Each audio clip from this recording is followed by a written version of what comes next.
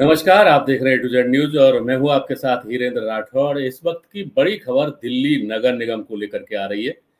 आम आदमी पार्टी के बहुमत वाले दिल्ली नगर निगम की 12 में से 7 जोन पर बीजेपी ने कब्जा कर लिया है। जी हाँ, आपको बता दें कि बीजेपी ने 7 जोन के अध्यक्ष, उपाध्यक्ष और स्टैंडिंग कमेटी के लिए चुने जाने वाले एक-एक सदस्य का चुनाव जीत लिया है। तो कुल मिलाकर के 12 जोन दिल्ली एमसीडी के हैं और उनमें से 7 जोन पर बीजेपी ने बहुमत साबित करके चुनाव जीत करके कब्जा कर लिया है। आम आदमी पार्टी के हिस्से में केवल 5 जोन आए हैं। आपको बता दें कि इसमें 5 जोन में आम आदमी पार्टी के अध्यक्ष, उपाध्यक्ष और एक-एक स्टैंडिंग कमेटी के सदस्य का चुनाव हुआ है और बीजेपी ने जिन जोन में चुनाव जीता है, उनमें नरेला, सिविल लाइन्स और इसके अलावा नजफ़गढ़ और केशवपुरम जोन और इसके साथ ही शाहदरा नॉर्थ और शाहदरा साउथ के साथ-साथ सेंट्रल जोन पर भी कब्जा कर लिया है बीजेपी ने। जबकि 25 अगस्त से पहले जो बीजेपी है वो सेंट्रल जोन और नरेला जोन में बहुमत में नहीं थी।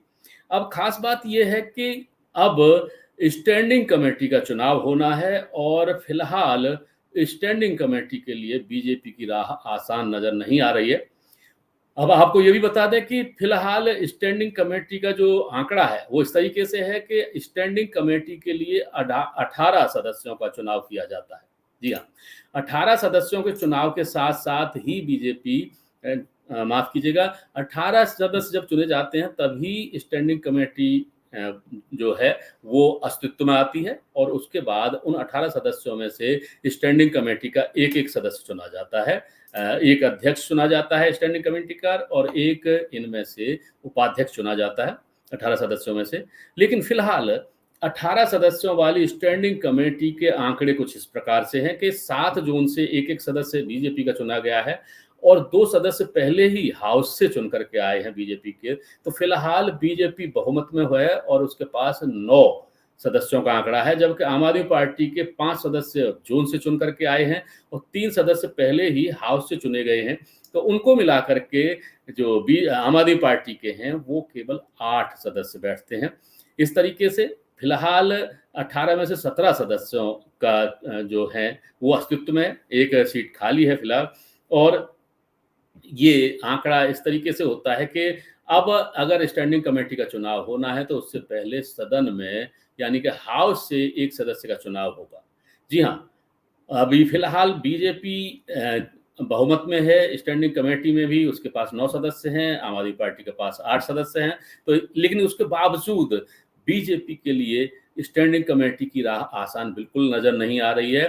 बीजेपी केवल एक ही उम्मीद पर अपने उम्मीद लगा सकती है, कायम कर सकती है कि फिर से एक बार ऑपरेशन लोटस चलाया जाए। जी हाँ, फिलहाल 9 सदस्यों के साथ बीजेपी बहुमत में है स्टैंडिंग कमेटी में, 8 सदस्य आम आदमी पार्टी के हैं, लेकिन जब एक सदस्य का चुनाव हाउस से होगा, सदन से होगा, तब जो एक सदस्य चुन करके आएगा, वो आम आदमी पार्टी का चुन करके आएगा क्योंकि हाउस में फिलहाल आम आदमी पार्टी बहुमत में है और बीजेपी उससे बहुत दूर है।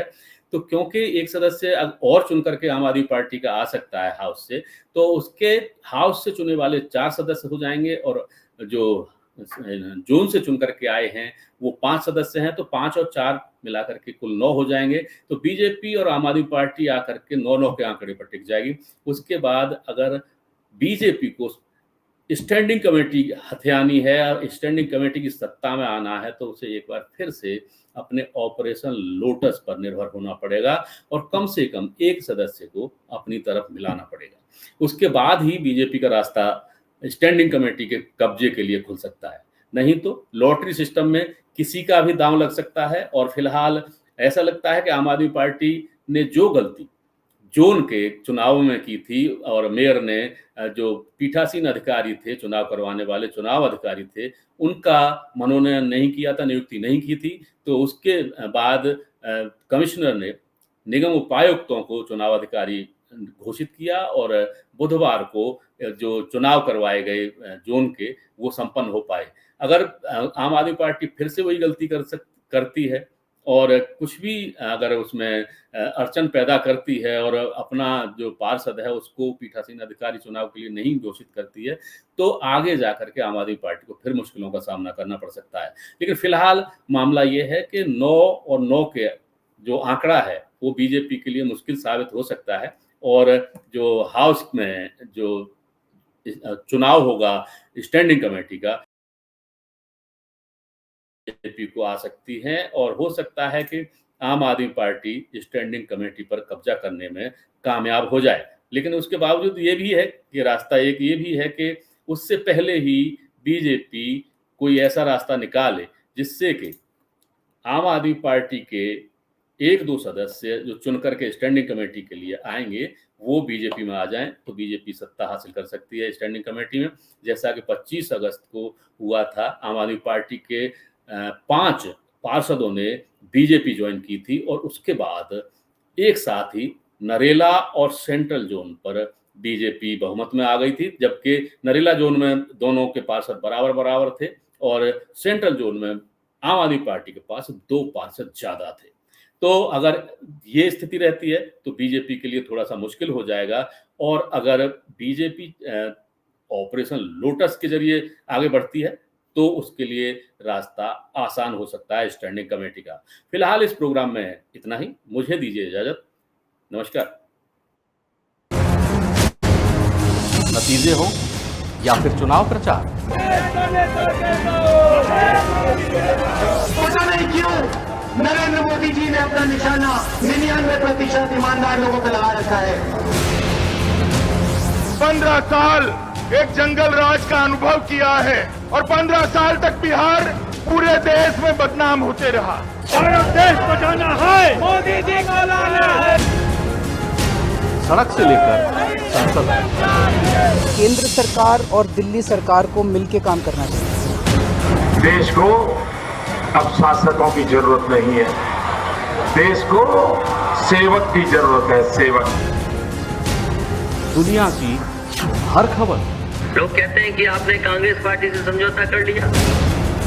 हमने कहा समझौता इसलिए कर लिया कम से कम कोई बात पक्की हो जाए कि आने वाले समय में समाजवादी और कांग्रेस की सरकार बनने जा रही है। करोड़ जनता में जो जबरदस्त नाराजगी व आक्रोश व्याप्त है वह किसी से छिपा नहीं। दंगा हम लोग नहीं करते हैं, हमारी संस्कृति दंगा संस्कृति नहीं है। अब आपके मोबाइल पर लॉग ऑन करें A to Z News.com।